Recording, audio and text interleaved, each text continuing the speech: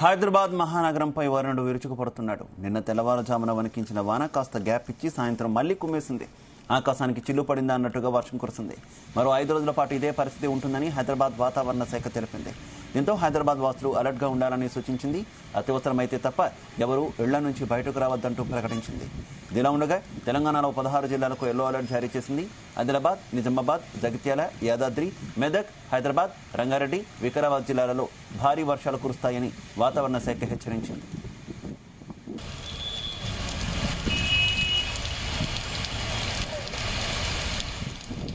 ఇక సాయంత్రం కురిసిన వర్షానికి లోతట్టు ప్రాంతాలన్నీ చెరువులుగా మారాయి.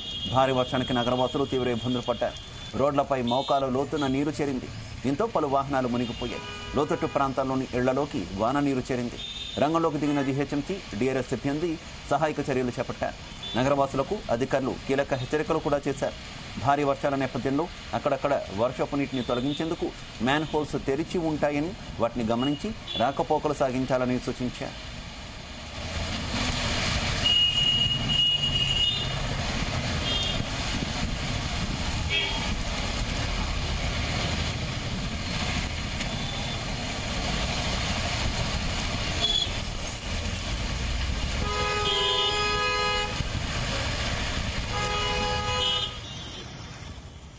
రైట్కే వర్షాలకు సంబంధించి మరింత సమాచారం మా కరెస్పాండెంట్ శివ అందిస్తారు.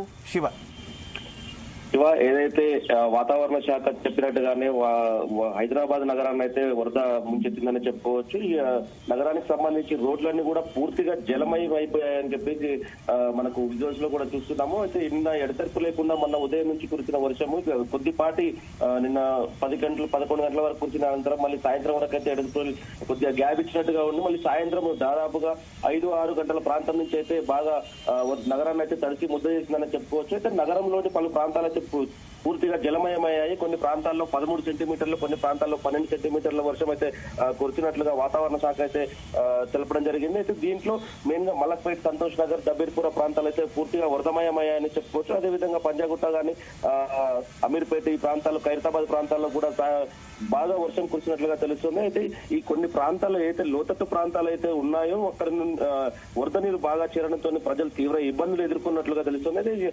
మధ్యాహ్నం వరకు ఏదైతే ఆఫీసులకు వెళ్ళినంత మధ్యాహ్నం వరకు కొద్దిగా గ్యాప్ ఇచ్చినటువంటి వరుణు సాయంత్రం అయ్యేసరికి 6-7 గంటల ప్రాంతం, దాదాపుగా 10 గంటల వరకు కూడా వర్షం అయితే భారీగా కురిసింది నగరంలో. దీంతో ప్రధాన రహదారి కూడళ్లన్నీ కూడా పూర్తిగా జలమయమయ్యాయి. దీంతో అయితే అధికారులు అయితే అప్రమత్తమై ముందుగానే చెప్పినట్లుగానే అధికారులు డిఆర్ఎస్ టీం కానీ, జిహెచ్ఎంసీ టీం కానీ, అదేవిధంగా దీనికి సంబంధించిన కొంతమంది మాన్సూన్ టీం కూడా అయితే జిహెచ్ఎంసీ అధికారులు, ఉన్నతాధికారులు అయితే రంగంలోకి దింపడం జరిగింది. మాన్సూన్ సంబంధించి ఒక 200 పైచిలుపు టీంలు అయితే నగరం మొత్తం చుట్టేయడం జరిగింది. దీంట్లో ఎక్కడ ఎలాంటి ప్రాబ్లం ఉన్నా కూడా తమకు ఫిర్యాదు చేయాలని టోల్ ఫ్రీ నెంబర్ అయితే అధికారులు అయితే తెలిపారు.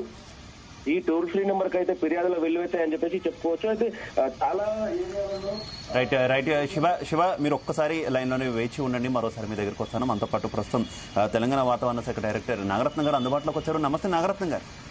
నమస్తే అండి. నాగరత్నం గారు, ఏంటి నిన్నటి నుంచి మనం చూస్తున్నాం, నిన్న తెల్లవారుజాము నుంచి కూడా హైదరాబాద్ లో ఆల్ ఆఫ్ సడన్ మార్నింగ్ కావచ్చు, ఈవినింగ్ కావచ్చు, చాలా పెద్ద ఎత్తున వర్షం కురిసినటువంటి పరిస్థితి కదా. ఏంటి ఈ ట్రెండ్ ఇంకా ఎన్ని రోజులు ఇలాగే కంటిన్యూ అయ్యే అవకాశం ఉంది? యాక్చువల్లీ ద్రోణి ఒకటి జార్ఖండ్ సమీప ప్రాంతాల్లో కేంద్రీకృతం అయ్యి ఉందండి. రాయలసీమ దగ్గర అది వీక్ అయినప్పటికీ నార్త్ ఇంటీరియర్ కర్ణాటక ప్రాంతాల్లో కూడా ద్రోణి కొనసాగుతుంది. సో వీటి యొక్క ప్రభావం వల్ల తెలంగాణకి అనుకుని ఉన్నటువంటి ఆ ప్రాంతాలన్నీ కూడా మెదక్ కానీ ఈ ప్రాంతాలు ఏవైతే ఉన్నాయో నార్త్ ఇంటీరియర్ కర్ణాటక అంటే ఉత్తర ఇంటీరియర్ కర్ణాటక సమీప జిల్లాలన్నీ కూడా ఈ తేలికపాటి నుంచి మోస్తారు వర్షాలు, అట్లాగే 1-2 చోట్ల భారీ వర్ష సూచనలు జారీ చేయడం జరిగింది నిన్న. సో అట్లాగే వాటికి వర్షం కూడా కురవడం జరిగింది. ఇక చూసుకుంటే హైదరాబాద్ సమీప ప్రాంతాల్లో రానున్న 2-3 రోజుల వరకు కూడా ఇట్లాగే తేలికపాటి నుంచి మోస్తారు వర్షాలు ఉంటాయి ఈవినింగ్ టైం. అది అయితే మొత్తం ఎన్ని జిల్లాలకు ఎల్లో అలర్ట్ కానీ రెడ్ అలర్ట్ కానీ జారీ చేసిన పరిస్థితి ఉంది నాగరత్నం గారు? ప్రజలు ఏ రకమైనటువంటి జాగ్రత్తలు తీసుకోవాలంటారు? మేము ఎక్కడ కూడా రెడ్ అలర్ట్ కానీ ఎల్లో అలర్ట్ ఇవ్వలేదు.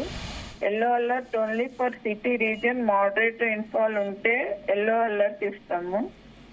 పెద్ద జిల్లాలకు మాత్రము ప్రస్తుతానికి మోడరేట్ రెయిన్సే కొనసాగుతాయి.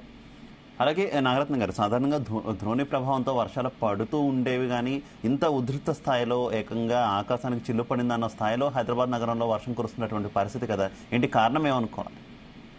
యాక్చువల్లీ ఇప్పుడు బ్రేక్ మాన్సూన్ నడుస్తుందండి. ఈ ద్రోణి ప్రభావం వల్లే మనకి ఇట్లాంటి వర్షాలు వస్తున్నాయి. ఇప్పుడు ఇంకా మీకు అతి భారీ వర్షాలు ఏమి కురవలేదు మాన్సూన్ సీజన్ లో. ఇది only moderate rains, 1 or 2 spells of heavy rains మాత్రమే వచ్చాయి. ఇంకా మళ్ళీ సాటర్డే సండేకి మాన్సూన్ రివైవ్ అవుతుంది, అప్పుడు ఇంకా కొంచెం ఎక్కువ అవుతాయి. తెలంగాణలో ఎక్కడైనా పిడుగులు పడే అవకాశం ఏమైనా ఉందా? పిడుగులకు సంబంధించి ఉన్నాయండి. 3-4 రోజులు కూడా పిడుగులు, నెక్స్ట్ థండర్స్టార్మ్ యాక్టివిటీ, గాలి ఉంటుంది. ఈ ట్రెండ్ ఇంకా ఎన్ని రోజులు కంటిన్యూ అవకాశం ఉంది నాగరత్నం గారు?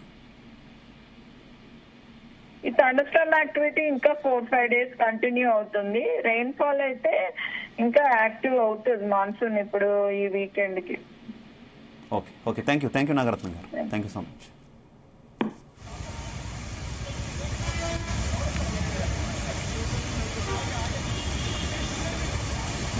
రైట్, ఇక ఇదే ఈ విషయానికి సంబంధించి మరింత సమాచారం మా కరెస్పాండెంట్ శివ అందిస్తారు. Shiva, please continue. అయితే నగరంలో ఇప్పుడు నాగరత్నం గారు చెప్పినట్లయితే కొన్ని జిల్లాలకైతే ఎల్లో అలర్ట్ కూడా జారీ చేయడం జరిగింది. అదేవిధంగా హైదరాబాద్ నగరంలో చూసినట్లయితే జూబ్లీ హిల్స్, బంజారా హిల్స్, అదేవిధంగా రోడ్ నెంబర్ 12 కానీ రోడ్ నెంబర్ 2 అయితే ఇలా భారీ వరదతో ముంచెత్తినని చెప్పుకోవచ్చు. దీనికి సంబంధించి మేయర్ విజయలక్ష్మి కూడా అధికారులతో కూడా టెలికాన్ఫరెన్స్ నిర్వహించడం జరిగింది. ప్రజలకు ఎలాంటి ఇబ్బందులు కలగకుండా చూసుకోవాలని అధికారులకైతే ఎప్పటికప్పుడు ఆదేశాలు అయితే జారీ చేస్తున్నటువంటి పరిస్థితి అయితే ఉంది. దాదాపుగా నగరంలో చూసినట్లయితే దాదాపుగా 4000 కంట్రోల్ రూమ్, మనం చెప్పుకున్నట్టు కంట్రోల్ రూమ్ కు ఏర్పాటు చేశారని చెప్పినట్టు దాదాపుగా 4000 నుంచి 5000 లోపు మధ్యాహ్నం వరకు 4000-5000 ఫిర్యాదులు అయితే అందినట్లుగా తెలుస్తుంది. అయితే దీంట్లో మేజర్ గా చూసుకున్నట్లయితే జీడిమెట్ల, అదేవిధంగా రామ్నగర్, అదేవిధంగా జూబ్లీ హిల్స్ కావచ్చు, బంజారా, సమీర్పేట, పంజాగుట్ట ప్రాంతాల నుంచి ఎక్కువగా ఫిర్యాదులు అందినట్లుగా తెలుస్తుంది. అయితే మెయిన్ గా అధికారులు చెప్పేది ఏంటంటే ఏదైనా లోతట్టు ప్రాంతాలు ఉన్నప్పుడు అక్కడ ఏదైనా పాత ఇల్లులు, కూలిపోయి జీర్ణ స్థితిలో ఉన్న ఇల్లులు కానీ పాత ఇల్లులు ఉన్నా కానీ అక్కడి నుంచి వెకేట్ చేయండి, లేదా మ్యాన్ హోల్స్, అదేవిధంగా డౌన్ ఎక్కువగా ఉన్న ప్రాంతాల్లో ఉన్నటువంటి వారు అప్రమత్తంగా ఉండాలని, అత్యవసరం అయితే తప్ప బయటకు రాకూడదు. ఒకవేళ వచ్చినా కూడా చూసుకొని ఆ ప్రాంతం నుంచి దగ్గర నుంచి విద్యుత్ స్తంభాలు కానీ లేదా మ్యాన్ హోల్స్ కానీ ఎక్కడెక్కడ ఉన్నాయి, ఎలా ఏంటి అనే పరిస్థితిని చూసుకొని వెళ్ళాలని. ఎందుకంటే వరద ఉధృతికి కొట్టుకుపోతే అనర్థాలు ఏర్పడే పరిస్థితి కాబట్టి ఇబ్బందులు ఎదుర్కొంటారు. అత్యవసరం అయితేనే కానీ బయటకు రండి అని చెప్పేసి చెప్తున్నటువంటి పరిస్థితి. లోతట్టు ప్రాంతాల్లో ఎక్కువగా జలమై ఉన్నాయి. అదేవిధంగా కొన్ని ఇళ్లలోకి కూడా వరద నీరు రావడము, అదేవిధంగా చిన్నారులకి వరద నీరు రావడంతో మెయిన్ రోడ్ పైన కూడా మ్యాన్ హోల్స్ ఉన్న దగ్గర కూడా కొన్ని డిఆర్ఎస్ టీమ్, ఎన్డీఆర్ఎఫ్ టీమ్ రంగంలోకి దిగి మ్యాన్ హోల్స్ ఓపెన్ చేయడము, అక్కడ నుంచి పంప్ సెట్ అంటే మోటార్ల సహాయంతో అయితే వరద నీటిని బయటకైతే పంపించినటువంటి పరిస్థితి. అయితే దీనికి సంబంధించి పూర్తిగా అధికారులు చెప్తున్నటువంటి ఏంటంటే దీంట్లో కొన్ని ఏరియాలలో కబ్జాలు ఎక్కువగా అవడము, అదేవిధంగా రోడ్లు కానీ నాలాలు కానీ ఇవన్నీ కబ్జాకు గురవడం వలన ఆ వరద నీరు ఎక్కడికి వెళ్లాలో తెలియని పరిస్థితుల్లో మెయిన్ రోడ్ మీదకి రావడము, రోడ్డు పూర్తిగా మోకాళ్ళలో పైన నీరు చేరడం అయితే చేరుతుంది. దీనికి ఇలాంటి పరిస్థితి ఎదురైతే రానున్న రోజుల్లో ఇంకా తీవ్ర ఇబ్బందులు పడే పరిస్థితి అయితే ఉందని అధికారులు అయితే చెప్తున్నారు. అయితే ఈ పరిస్థితి గత 3 రోజులుగా అయితే మార్నింగ్ సమయంలో కొద్దిపాటి తేలికపాటి వర్షాలు కురిసినప్పటికీ రాత్రి సమయంలో మాత్రం ఎక్కువగా వర్షాలు కురుస్తున్నాయి.